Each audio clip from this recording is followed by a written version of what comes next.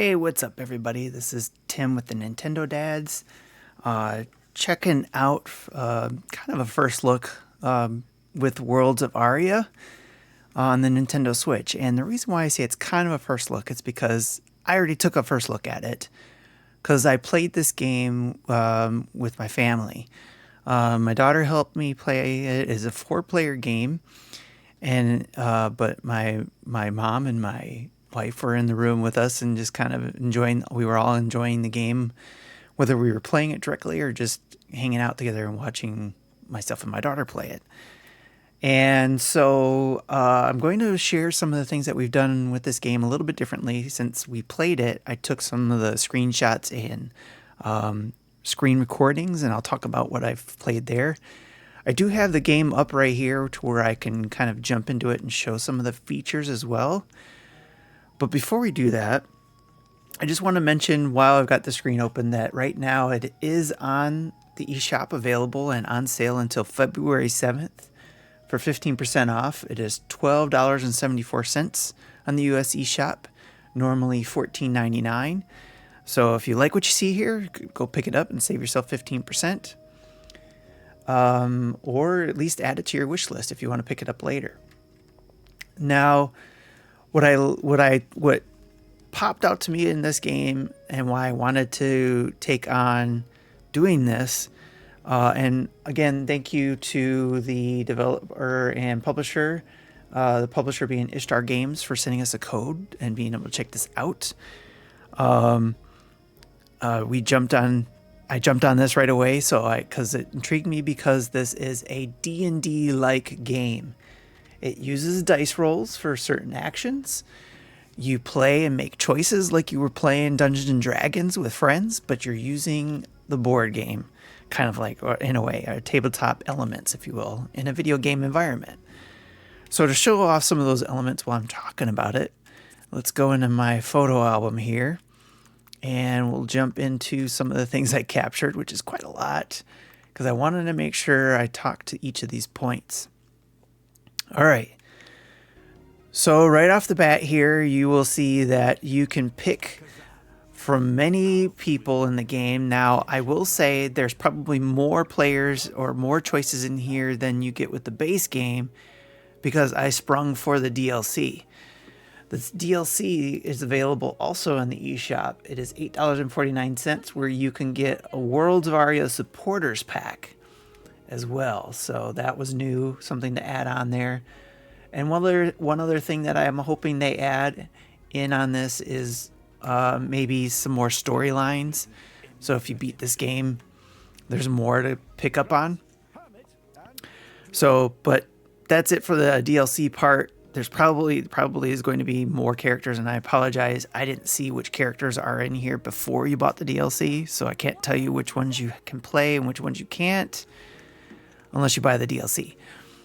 But these are the characters we ended up with when we played. Let me go to the end of the video here so you can see these, and I'll pause it. This is the characters we picked.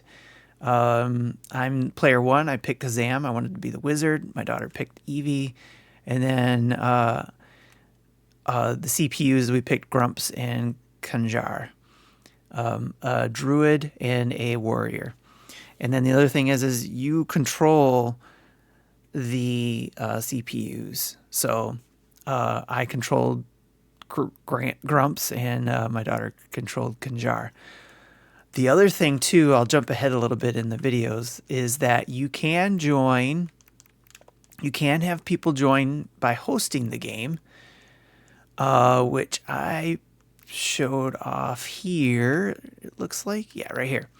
So you see up there in the upper right-hand corner, which you can't see on my screen what I'm pointing at, but in the upper right-hand corner it says game code. You can hit the little, what looks like eye shape, and unblock it and share that code, probably online, and let people join in if they have the game, or you just share it with people that are playing and they can come join in and play these characters. Didn't get to try that out, so I'm not sure 100% how that works out on their side, someone joining in. I imagine that's something you would go to when you are in the game. But I thought that was really cool. The other aspect of it is too is that you can, let's see, where do I see that at? You can, is it here? So yeah, here I'm showing that you can jump into this part. Oh wait, no, this is another part I'll talk about later. Sorry. There is a way for, in this same screen, for when you go, no, this is the progression screen. I'm sorry. That is something different. Where is the choices screen? The little icon up at the top threw me off. So I wanted to show that you can join in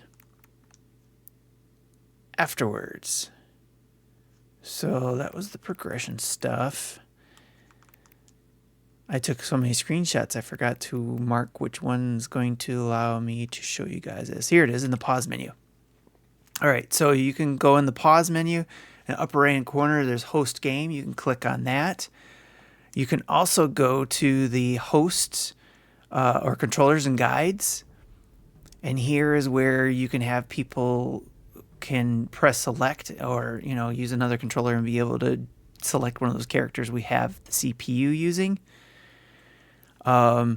And they can control one of those characters. So like if my daughter, my mom or my wife or even my son, Sam, who you all know has popped in sometimes, they can come in and say, oh, I want to join in the game. And they can just jump right in and jump locally and pick one of those characters.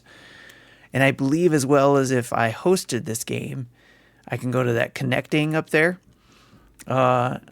hit or where it says host game, click on it, it'll say connecting, and then it'll give me a code which I can share, and it gives me confirmation, and then I can share that code.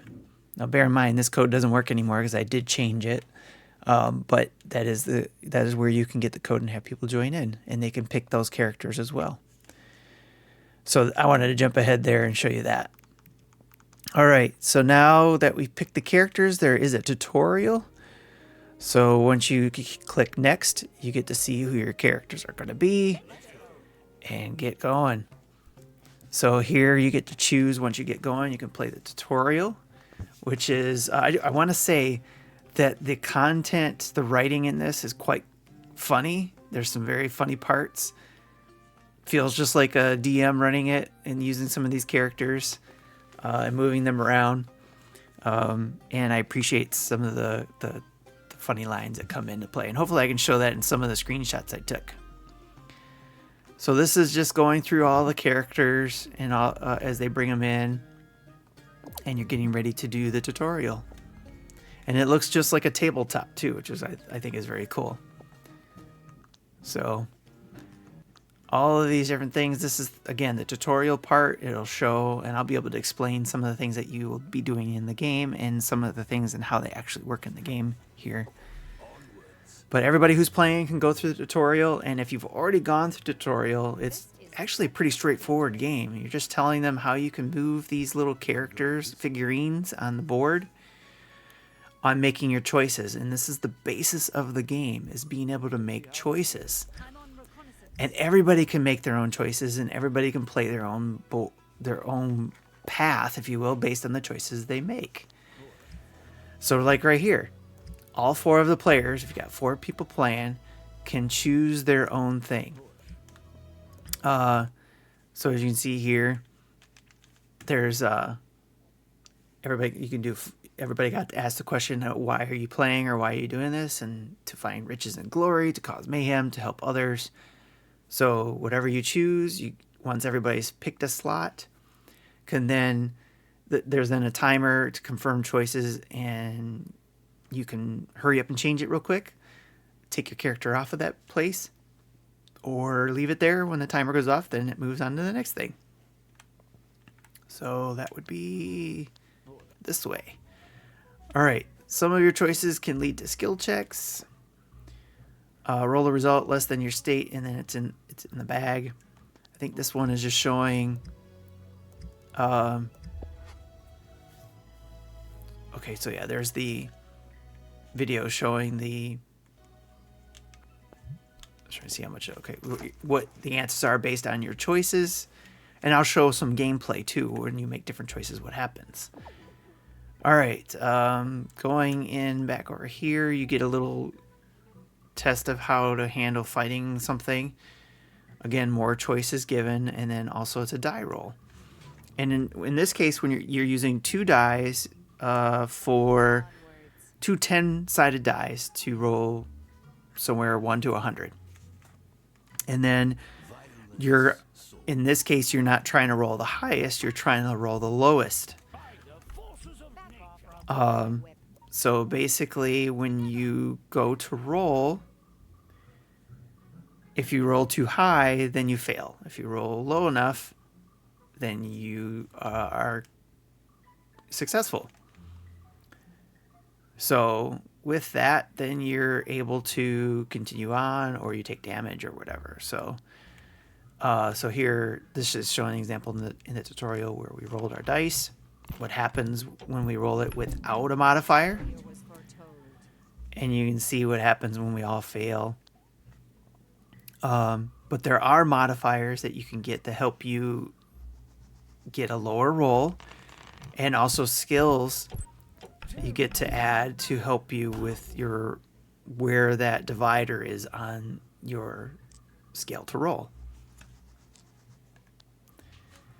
In this case, we all failed in the tutorial, but it was meant to say that so that we can learn how to use other elements of the game, like our character sheets, to be able to see what's in those character sheets, and such as inventory items, description, all that kind of fun stuff.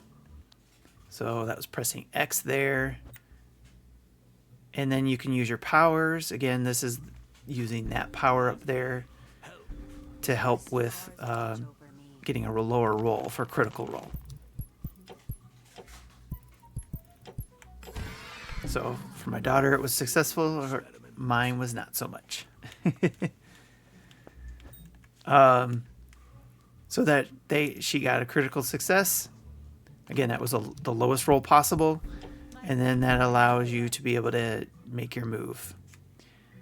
Also, in this case, we're showing that you can actually click on the character and pick emojis to have your character do, which is also funny. And probably is more effective when you have people you're playing with online. All right, so the other thing that it was trying to say is that there's going to be items you can get, such as apples to help with health, food essentially for health points. And then there's also going to be treasures that you get and find that you can pick up. So it's just a matter of taking your pointer for the team to decide, okay, who's going to take what, and then go from there.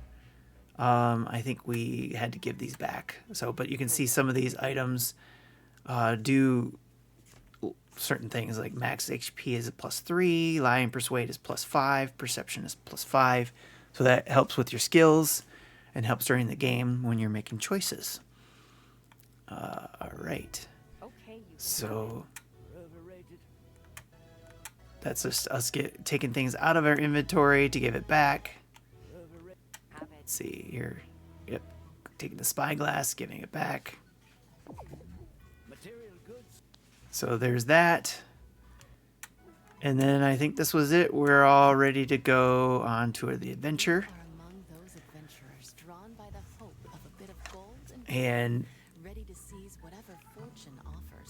the style of when you're going in between sessions and stuff like that starts off like this. Kind of shadow box, if that's the right term, or light box.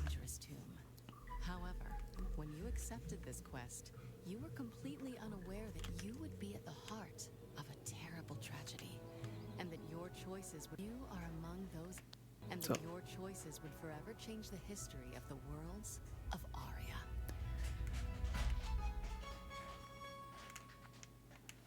All right, so here's one area when we were playing the game, and here's where we get to make choices. So in this case, I believe we all decided we're going to attack the skeleton. So this is an example of what happens when we all make that choice. Hey, what are you doing? And this actually ended up being a bad choice for us. And I think because we all got damaged, it probably would have been better just walking around it. And I think there's a task to do too, which my daughter noticed. Hopefully I captured it in the further thing, or I'll show you guys later once we got through this section. All right, so now let's move on here. Here's another area of the game where we got tasked with trying to figure out how to get through, and we all had to make different choices of how we wanted to handle it. One thing that we learned along the way is to pay attention to how each character, percentage-wise, would be able to roll and handle each of those tasks. So let's see, I think this will show it here. So let me pause once I get to here. Yeah, so here, if you see the for my character, actually it shows in here, if you look on the player 2, she's putting her character on, that's Evie, on the ropes there. And it says that percentage-wise, the wizard probably would have been better on that because of the 55% chance of success there, and then 35% chance, and 50 and 35 in that order for each character. But we really weren't paying attention to that at first. The other thing here in the middle, you can see that when hovering over the run across the room, it shows who's going to be more successful in doing that. And then when we get to open the chest, it'll say who's actually going to be successful in that. So let's see, move each of those. So there. Oh, actually, it doesn't even tell us on that one.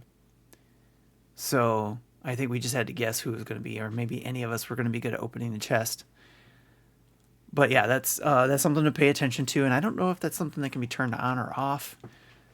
But it was something that we missed out on the first playthrough here or we didn't learn until much later in the game. So, all right, so the people who didn't have a job ended up doing the other things. So this is kind of us rolling through the run through, because we picked the run. And we were both successful in doing that. We didn't have to fight any of them. It wasn't a choice to.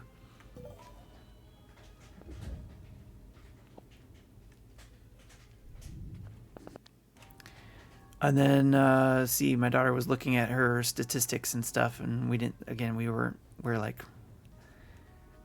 she was trying to decide, should I use one of these or should I not? And I was like, this might be short enough to be able to get away with using one. So you make sure you get a critical roll. Especially since our divider is not quite in the middle. So she was able to do that successfully and then move along to opening the treasure and then locking the other creatures. All right, so let's see. This is something where we all had to make choices again. This is where we had to decide. Okay, if we find some... we need to give this guy is asking for the scepter of wisdom, but we thought he was probably up to no good. He looked kind of sus. So my daughter was like, give him cursed scepter. And then we'll keep the scepter of wisdom to ourselves. And that way he doesn't get away from nothing bad happens. So we gave him that. He thought he got we gave him the right scepter. And so he basically was like, aha, thank you, suckers. So, which I thought was interesting. Trying to get ahead of here. Oh yeah, we already did that one. Okay, so we did that. Let's go. He asked, "Is this the scepter of wisdom?" And we were like, "Yeah, sure." I think we all agreed on that. So we all agreed on that. And then we told him basically, we gave it to you, but we're not going to let you take over the kingdom, because he said, "You suckers, blah blah blah. I need this and 2 other things." And then we had to fight these people. More loot for me. So now we had to decide where we're going to face these bad guys, open up some of these tombs, or throw skulls at the legates. Take up positions. Oh, actually, we had one person try to fight them off. Again, there's some pretty funny dialogue here and throughout the game. More loot for me. All right, and then this again is more story. I don't want to spoil too much for you here, but this is what we did in the game. Again, this is when I paused it and we did I showed you guys all how other people can join in the game. These are the attacker. This is another attacking scenario. This one's straightforward, where we just each had to put our character on one of these to fight them. The stars watch over me. I think one was unsuccessful, so I think it was the druid.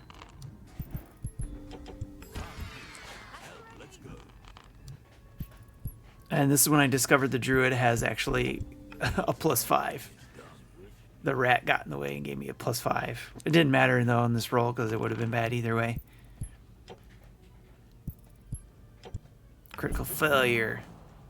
And the critical failure made the skeletons follow him along everywhere and made him get attacked, which I thought was funny. So he got some damage. Critical failure. Ow. And then this is more of the game. Again, I don't want to spoil too much for you guys. Let me get ahead here. Okay, so here, you can leave or hold. Actually, there is one thing. Yeah, so there's a timer. We had to hurry up and pick what we were going to do. Is there a merchant nearby? And we all decided we're just going to leave. We all did get damage on that choice.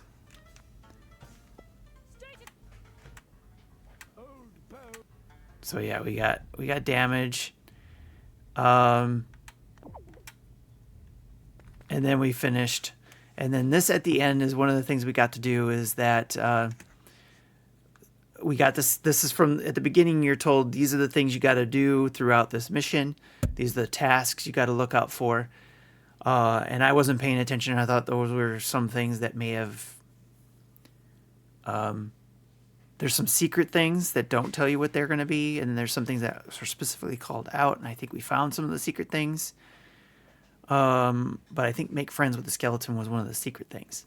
But anyways, you get stars for that, and then you can use each member of the team can get stars for, or can use those stars to help up their skills. Their skills in this case. So you get to see what you missed, and you can always retry. Like if after we hit close, there's a retry or done. So there's the progression. This is telling you about skill improvements. And apparently, again, I wasn't reading because when I got here, we were having a hard time trying to figure out how to leave this screen. And it was like, okay, we're here. We couldn't get down to the next button. Our little finger pointing icons were not going there. We were all over the place. And then finally, we were like, I think one of us accidentally hit one of these, like the blue hands pointing at. One of us clicked on it, and we realized that one star was a skill upgrade for perception that would move us 30%, 35, because that character, Evie, has 5 stars to use to help with upgrading their skills. So Evie upgraded perception, and everybody else used their stars for what they wanted to upgrade. So, and here we're showing like what we upgraded for the CPU. But see, using the stars to be able to upgrade, some cost 1, some cost 2. And then you can upgrade what you want. And then once everybody's done, then the next button is highlighted, and we can all move down there and hit next. So something to be aware of, because I missed that, wasn't paying attention, and thought the game was broken when we couldn't get to the next button. But this is really cool to be able to do, just like kind of like a D&D game. So here's another element of the game that happened is basically that light box, shadow box type element or design where you're going through and you interact with some townspeople or market people. this person's trying to sell me something that says, hey, sign this deed or sign this contract and I'll give you 20 pieces of gold. So we all weren't sure if we were going to do it, but we ended up, each one of us skipping and then letting the last CPU character go ahead and accept it. And he said, okay, here's what I promised, 3 gold for now. And then maybe by the end of the day, you'll get 20 gold coins, Richard. So I don't remember exactly if that happened or not. Nothing jumped out at us if that person actually got 20 gold. But I thought that was funny.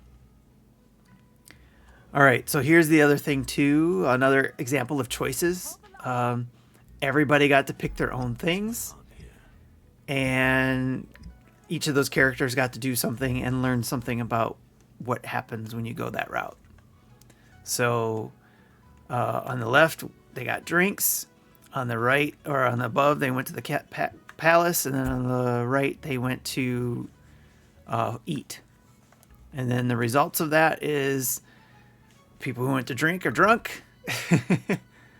The people who went to eat didn't like the food there, but they got an item. And then the people who went to the palace found out that there was a charge to get past, that we would need help.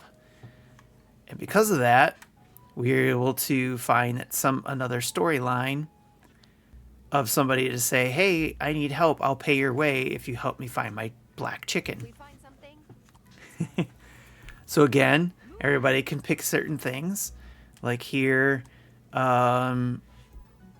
we picked your chicken as a question, or who are you? And then we made the druid pick negotiate your reward, and that allowed us to get a little bit more money. So you also have the opportunity to ignore him or pick his pocket. So again, this is really very D&D-ish, very D&D-like, with the die rolls, with the picking choices. Your story is going to go one way or another based on those choices. And it's a lot of fun to see what happens, even with not all of you pick the same thing. And I can only imagine how much more fun it is when you have all 4 players being real players. But I will say again, we had people sitting, again, my mom and wife sitting and watching and enjoying the storyline and the character interactions, and even suggesting some options along the way. So they weren't actually holding a controller playing along, but they enjoyed kind of playing along anyways. So one of the areas we did was be able to, we finished that. I think, is that the last one? That must be the last one. So that was what we finished, and we got to finish our storyline. And again, we get to see how many stars we got for each of the things we got. I think we missed a couple things. So again, you get the choice of restarting the chapter, which you see there on the left of the next button, or just go next. So that is basically Worlds of Aria. Lots of cool stuff that we did just this evening, so I wanted to make sure I recorded this while right after we got done playing. So hopefully this is a good explanation for you guys to see what's going on there. I thought it was best to do it this way, since we couldn't necessarily record us playing because we were playing on the big TV. But the game looks really good. I can resume this game if I want to. Or I can even start a new game. And start a new game with some online players. Here. So play online multiplayer and it'll save a different file. So there you go. Or even an offline one. So this is really cool. I'm really enjoying this. I'm going to probably talk about this way more on the Nintendo Dads podcast. And if I get further, or if I find out anything new, I'll let you know. And also, if there's some online players in the community that I play with, then maybe we can do a stream of it, and then there'll be another, let's play of this to see it live and in action. So Let me know your thoughts about, or if you got any questions about the game, I'll try to answer it. Or if you're playing it, what you think of it. And anything else, just in the comments, let me know. I hope you enjoyed this, and let me know your thoughts about how the way I shared it as well. So again, this is Tim with the Nintendo Dads, and thanks for hanging out and watching me explain everything, and I'll check you later. Bye-bye.